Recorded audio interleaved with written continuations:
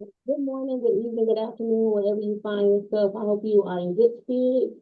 If not, this podcast purpose is to ideally give you a new way to think, give you some insight, give you some perspective. We do have a guest today. I'm always grateful if someone takes their time to spend and speak with me. So thank you so much, Alan. Can you go ahead and just introduce yourself, give us your credentials, anything you want us to know about you. Well, I'm a classmate of yours from 2008, 2009, somewhere in that area. My name is Alan Meadows. I am currently a therapist for the Department of Mental Health over here in South Carolina. Um, and it's a great pleasure for you to interview me today. I appreciate that. Thank you so much.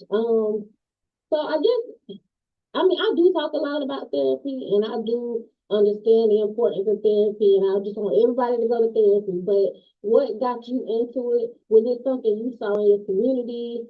Is it like what made you say I'm going to choose this path?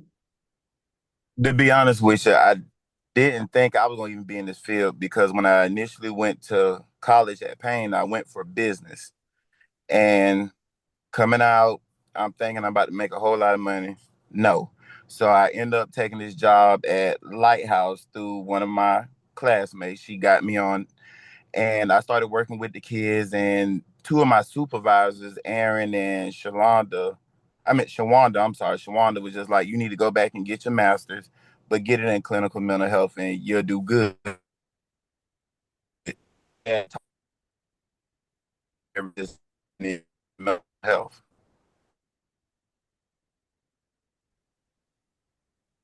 Okay, can you hear me? Yes, ma'am. Okay, so the last thing we heard was you went back to school, you decided to go for clinical therapy, I believe, and then what happened after that? Clinical mental health. Clinical mental health. Hmm.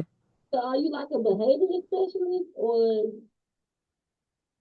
So I do family therapy, individual therapy. I do trauma informed therapy now. They just kind of forced me in that group. So I get a chance to learn different avenues of therapy. And a lot of times when people hear therapy, they don't know which avenue to go to. So when they come in for their initial intake, that's how we determine what type of therapy is needed. well, thank you for that.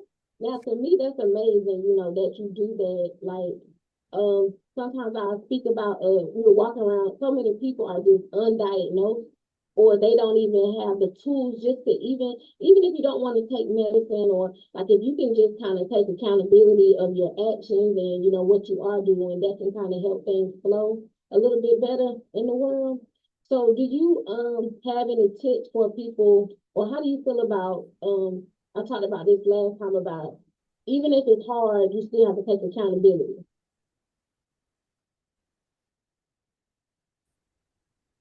Hmm. Can you hear me now? Yeah, I can hear you. Okay. Do you, how do you feel people can get to a point of accountability? Like a lot of times we don't want to be accountable. It makes us sad. It makes us face like the reality of our choices. Do you see that like as a big issue? Does it really help to take accountability? Yes, it can be a big issue because of the fact a lot of times people normalize our behavior. So when people normalize our behaviors, it look like it's just normal until you come across that one person and they just like, no, it's not normal. And this is what you're doing wrong. But we become defensive because nobody has ever told us that the behavior was wrong from the beginning.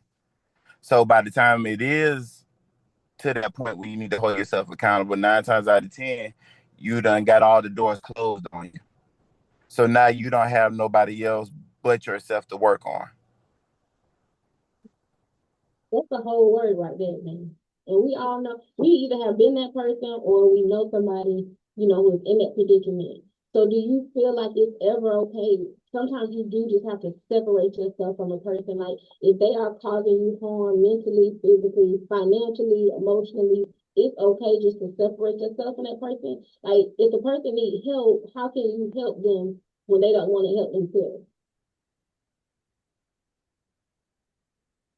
Really, that's like the biggest issue with just like mental health in general, because like they made me be a patient before I became a therapist.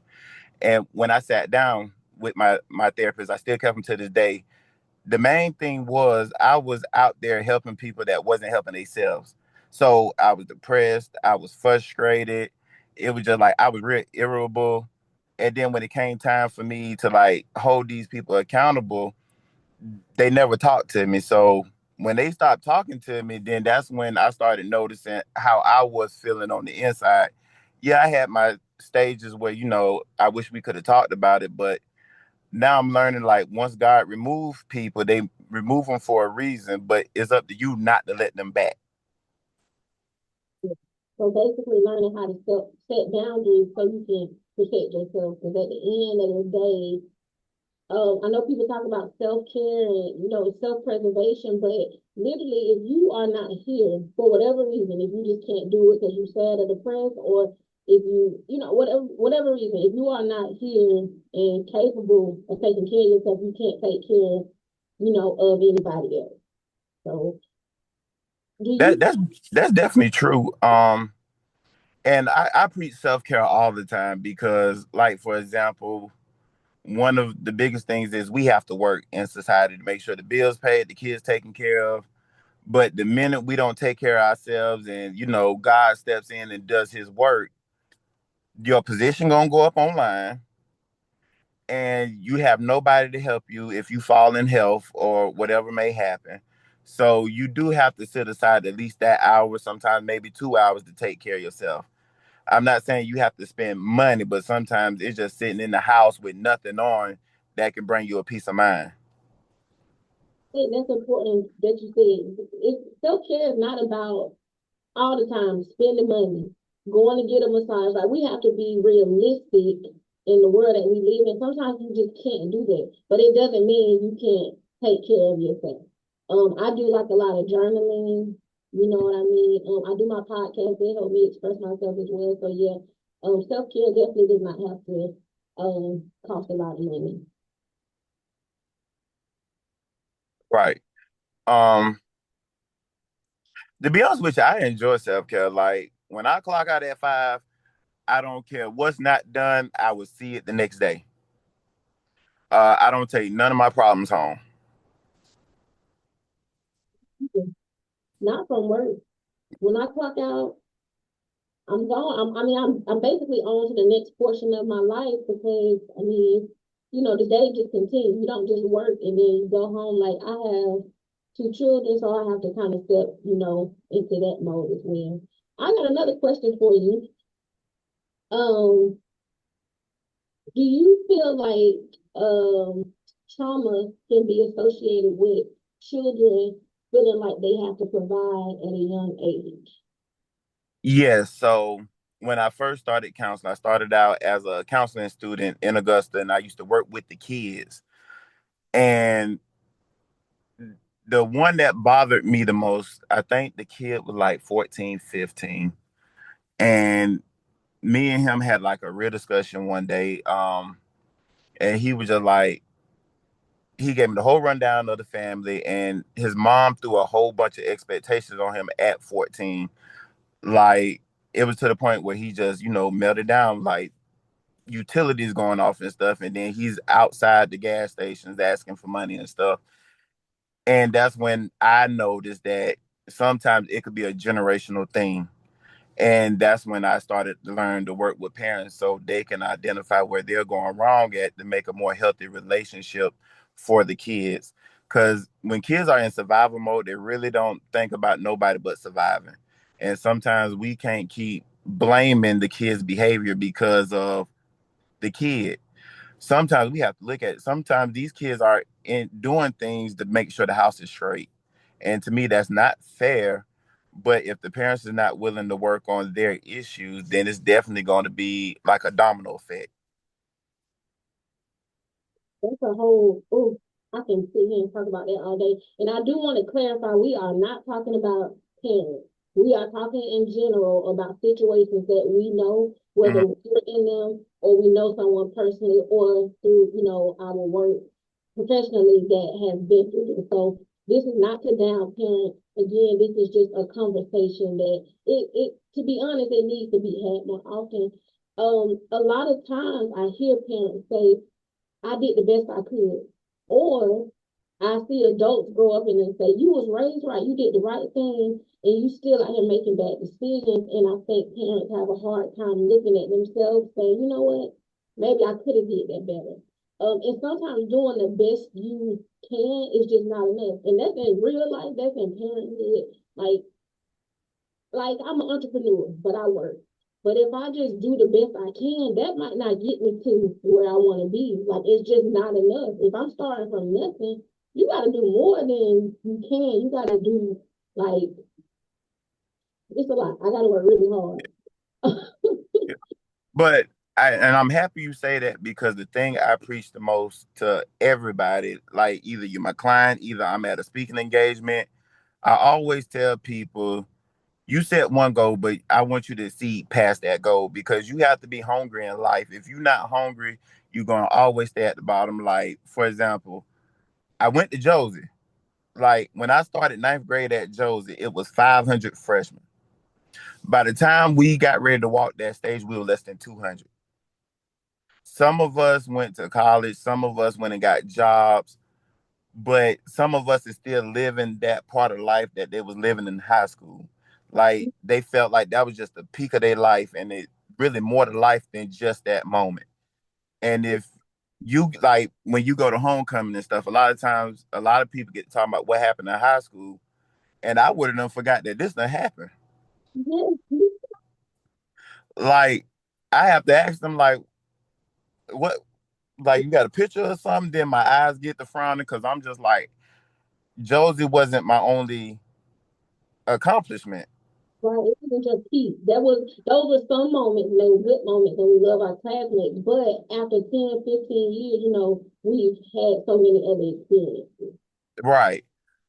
Like after Josie, I did military, I did college, I moved to a different state. It was just like, okay, now I see the world differently than what I did 15 years ago. Now I could sit back and say I made some dumb decisions. Some of them were just like, I'm happy I'm not in jail or dead. But Yeah, then, but then again, I said, well, since I stepped outside my box, my comfort zone, now I have to learn to take care of myself. Now I have to learn to think before I move. And that was like one of the things that, I'm grateful for where I'm at now is to actually see the different avenues I went through.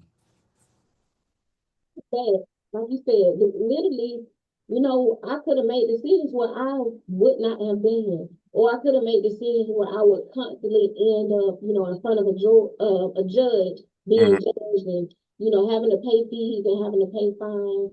And I had to consciously make a choice, like I'm gonna do something different. And I don't know who's gonna stand beside me, but I want a different life. And I'm not downing you on your life. You live your life how you want to. But I had to make a decision and a choice to do better. And honestly, and I hope people wouldn't have to have children to come to that realization. But I did not realize that until about maybe a year and a half or 2 years after I had my Okay. and I was like, okay, life is real. Because like you said, coming out of high school, do you I'm sorry, I done got off track. Do you know why, or do you feel like we put so much emphasis on children graduating high school when it's you should do that? But like you said, that's just kind of like your beginning. You're 18 years old. Hopefully, you have a long life. Like why Right.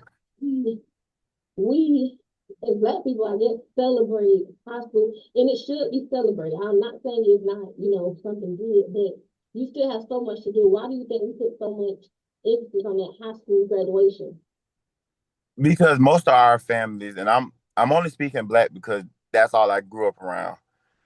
But th- like when you look at your family, nobody really have a high school diploma, so they get to searching for just that one that they have the confidence in. Then they push it on that one. So that's like really a pressure issue where everybody's counting on me to graduate high school. And then once you graduate high school, nobody ever sits down and tell you what's life like after high school. Yes. No financial guidance. No, you. you will probably get spiritual guidance because I feel like Black people, they love God. Most you can, you know how to pray, like you know how to survive, but you don't know how to like thrive in life and really make decisions, like you said, to better yourself, as opposed to just making decisions kind of frantically, kind of out of emotion, as opposed to being able to think strategically and make decisions for yourself. Right. But to be honest with you, if it wasn't for like my AU coaches, the coaches at Josie, even Mr. Harris, even though anybody know Mr. Harris know how he was in that English class. To be honest with you, I think I would have been stuck. I would have been one of them people that was still stuck at that high school level. Like AU, that was like the first time somebody ever took me outside the roads of Augusta, and I get a chance to see Florida. I got a chance to see the up north states, and that's when I started telling myself, okay, now you want to go to these places. How you gonna get there? Mm. How are you going to fund this life that you know is possible for you? So earlier you were talking about goals. I think a lot of people, and that's one of my things, like I do coach people, but not I'm like an attention coach, like Right. strategy, not on football or basketball. But a lot of people, I'm surprised they do not know how to set goals. And then they don't know how to set that big goal, but realize Mhm. there's so many steps to get to that big goal. So I like Yeah. to show people like how to create that strategy. How how do you feel about like goal setting and like you said, you saw more so you knew you could do more?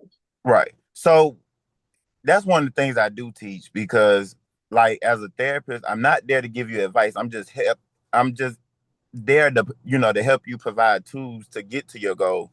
But when you give me that initial goal, I need three more steps up under there.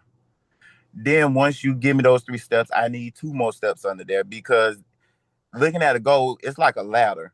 How you expect to get to the top if you don't know the steps to get to the top? You won't. You cannot jump up there and just make it to the roof. You do need the ladder. You do need those steps. Right. And I think coaches, like you said, good teachers, anybody that can, you never know like how like one word, even sometimes in our schools, like it could be someone who cleans up, like a Janitor. maintenance janitor, whatever, that can encourage you and support you, because sometimes you may not be receiving that at home. And that's not everybody's situation, you know what I mean? But for some of us, that school, that environment, those coaches, those teachers are really, important. Do you feel like more people are choosing therapy now? Like it's 2025. Are more people admitting they need therapy, or are people kind of still making excuses or being forced into therapy? So because I work for a government agency, I done experienced all of the avenues you just said. Like I got people who really want to come in and get it, which they come in, they do the work, they are the superstars. Then I have some that's like on the fence. But I can understand why you on the fence because people done burnt bridges with you and you don't trust nobody. So now I have to, establish that ground to say, okay, you okay to come to therapy. Well, nobody judge you in therapy. I give them the rundown about, my HIPAA, my confidentiality. But I want you to come in and feel comfortable, not on the fence, not like you being interrogated like I'm a police officer. Then I have my mental health court, which a lot of them they don't like therapy, but probably after the first 6 months of them being in like a forced treatment, they end up becoming like one of my best clients. Actually get to see from the beginning to the end. Not with everybody, but you have a lot of cases and experience with from the beginning Right. to the end. So do you feel like all your experience through high school, playing sports, getting that encouragement, seeing more, going to the military, like you said, making mistakes, different things like that, that has helped you with your current position? Yes. And then like I saw many different environments and like we all share some of the same things in common, but some of us have better, more resources than others. But the thing that we all struggle with is accepting others' help. Yes. Asking for help, accepting help, And what I had to realize is I have to accept help. Sometimes people want to help you or can only help you how they want to or can. So they can't give you like exactly what you need. And I had to put myself in a position to say, okay, if this person is saying, well, you know what, I can't watch your child at this point, which my child is, thank God, we are stable. Stable is like a big deal for me, stability. But you know, if this person is saying, well, I could watch your child for 4 hours today, don't say 4 hours is nothing. Like just go let this person, if they're a safe person, go watch your child. You still need in 4 hours. You can handle business. You can clean up. You can rest. Because everybody doesn't have children. But I think accept. Do you think not accepting help is a trauma response? Is that linked to something else? I guess not trusting people, maybe, or Which that goes back to what you were saying with trauma. okay. That could trickle from, childhood all the way into the adulthood. But I like how the way you said that, sometimes help is free. And that's why I tell people like, yeah, I might not have it, but I can point you in the right direction. That's still a form of help. Yeah, yeah. Just like people, a lot of people reach out to me. Okay, they know I work in information technology. Hmm. It's a big, vast field. I mean, you have I'm entry level in IT, but I've worked with computers. I've worked at the help desk. I've worked in tech support basically for most of my career. So I can lead you to different I can give you examples. I can give you insight. I can tell you the route I took. But I mean, I don't know your skills. I don't know it's only so much that I can do. And I think sometimes people get disappointed because they don't get like nobody can do the work for you. And Right. Kind of like a dependency issue. yeah, Um, because that was like one of my things that my therapist pointed out to me is I have a habit of like getting people by the hand saying, come on. But if they're not asking me for the resource to get there, then I'm kind of like doing the work for them. And then when they get what they need, they don't went their own direction. And then here I am in the disarray. So that's how I got a chance to like, okay, you only put your hand out so far, but you also got to learn how to pull it back. Oh, you good? That because a lot of times people, when they come to you in survival mode, and people don't really understand survival mode until you done hit a brick wall, and you just looking for people to give instead of you come and say, look, I don't want anything, but I need you to point me in this direction so I don't come back to this spot again. experience. This was recent because sometimes we don't look like we going through. Okay, can I get an amen? So Hmm. my neighbor I didn't really talk. I don't talk to people. I'm kind of living where I'm living. Like that's where I take care of my spaces. And so I noticed she didn't have a car. And I said, if you need me to take you somewhere, just let me know. If I'm available, I can take you. And what I noticed was she was taking advantage of my timing. And Hmm. I'm a big grown age now. And especially because I had the words to know, I know how to cut somebody off basically. And one day what happened, she came and knocked on my door and I was sleeping because I didn't have my girls. So if I don't have my girls, I'm like, oh, I want to take a nap. Like you said, just watch TV, chill, whatever. And she knocked on my door like the police. Okay, I got PTSD. Don't knock on my door like that. I'm thinking, something is wrong because a lot of people don't even know where I stay. So who is knocking on my door? Right. It's so politely, I said, can you please not knock on my door like that? Like if it's an emergency, okay. But she wanted me to take her somewhere. And then she wanted me to celebrate her birthday with her. And I was like, well, I just can't do that right now, but I could take you. She said, can you take me to my hair appointment? All the way in Grovetown, like 25, 30 minutes away. I didn't ask for no gas money. And she kept, can you run me here? Can you take me in? And so I finally told her, I said, I'm not gonna be able to do that. If you can, thank you, Miss Moore, I'm sorry.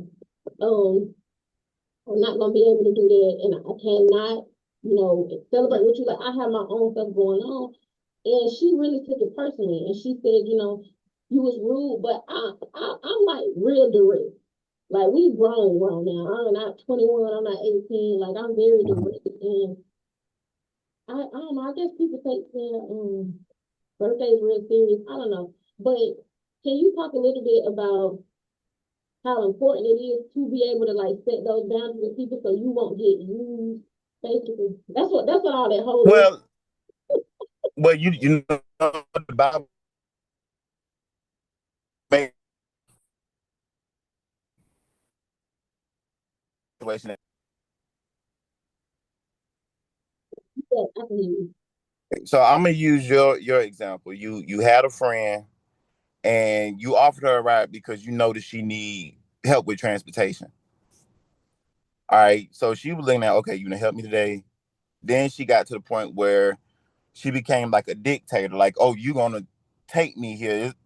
Now I'm disrupting your sleep. I'm disrupting your peace. So at what point of that situation where you was just like frustrated and was just like, look, I can't take you nowhere no more. How was you feeling the day you told her that? Um, I felt like if I don't say something now, and let me clarify, she was not my friend. She was a neighbor. Okay. But I said, if I don't say something now, this lady is not going to understand that I cannot help you at the drop of a dime. And I Hmm. don't care if we're going 5 minutes away, 10 minutes, you just text me.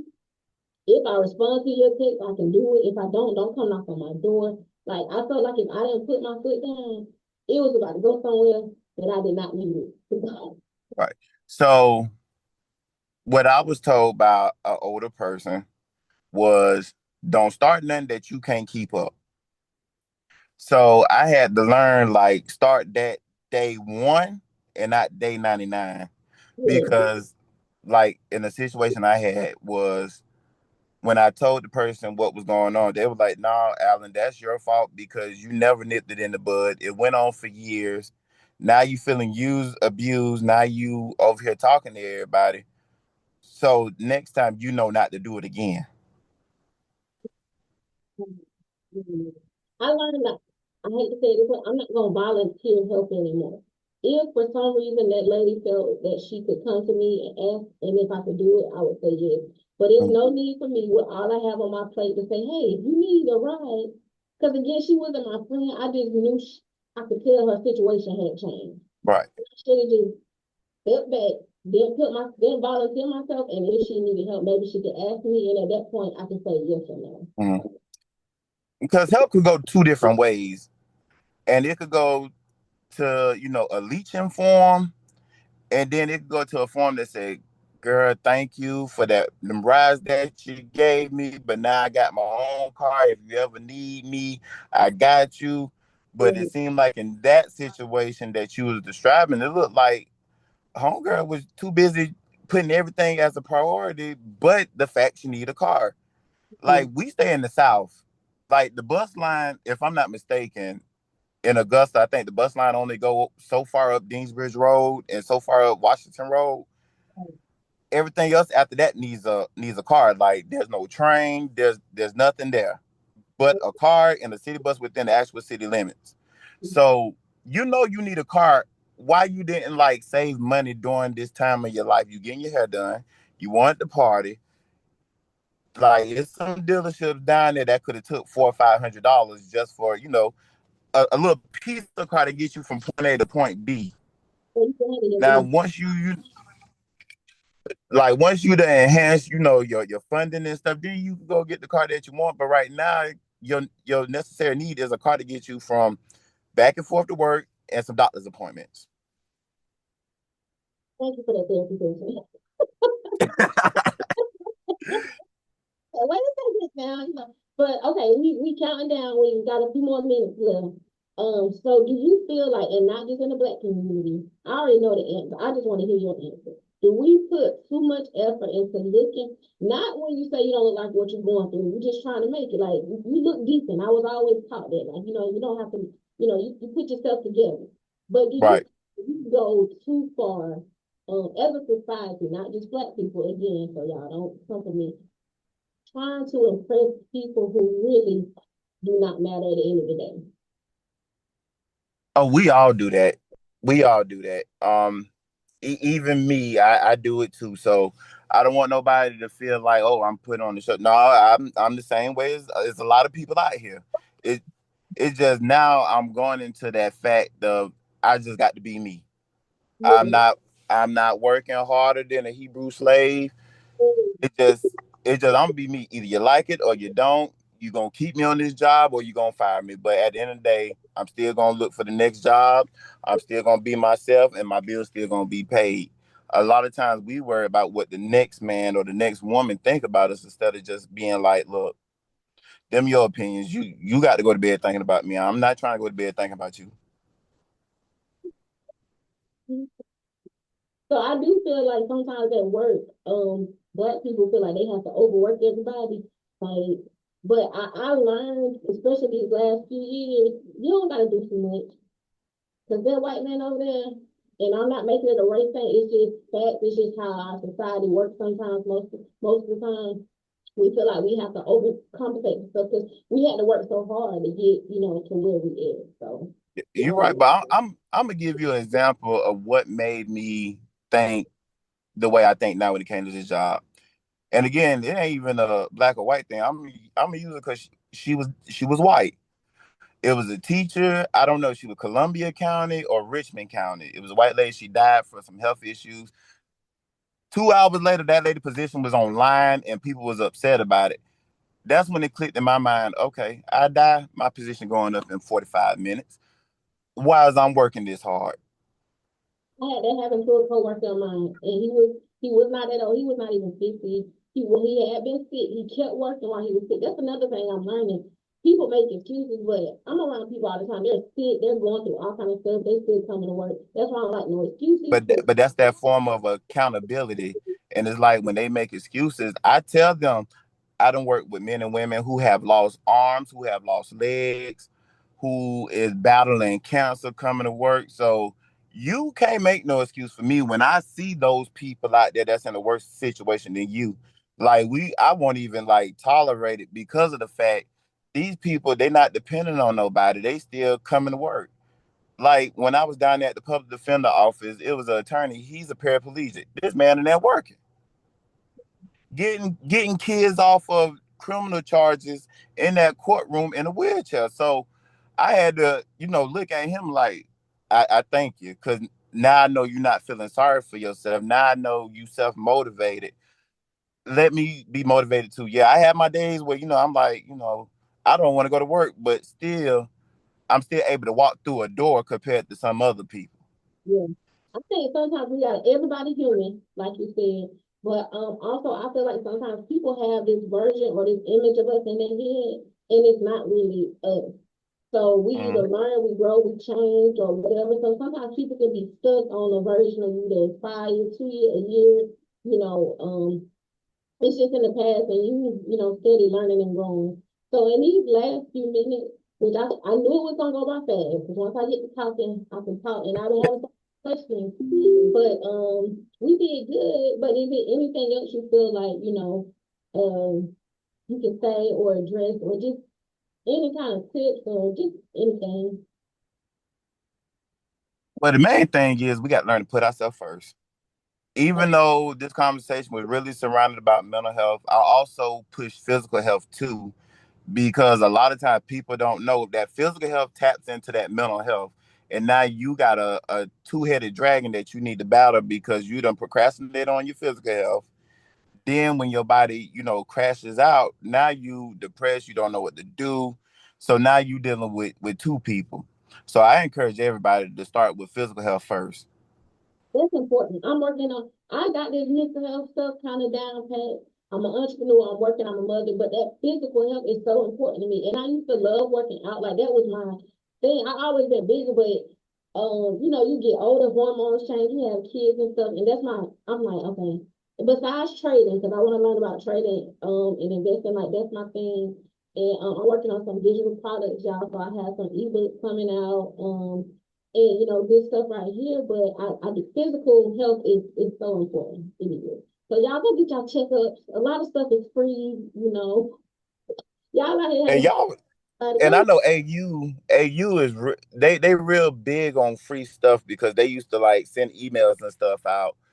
But it's like now I'm 5 years away from 40. Just had a newborn last year. Congrats. Like, man, y'all could have told me about a newborn being older. Like, I should have had this little boy back in my 20s. But to have him like at almost 35, no more kids. No, No, I get poked in the eye and everything to wake up. No, I'm okay. no, okay, one and done. That's okay. Is it one and done? Or you got two? Well, I adopted one and then I birthed one. Okay, so you two and three, two and three. That's it. That's it. No more. Yeah, Mm-mm. we can talk again. We're gonna have to talk again. I mean, we can get into fun stuff. I don't mind making stuff fun, but I just also really it's stuff that really is my purpose and my passion, and I just have to go with that. And you know, we could key at a different time, but when I'm handling my business, I'm handling my business. So, Alan, thank you so much for speaking with me and taking time You're out. right.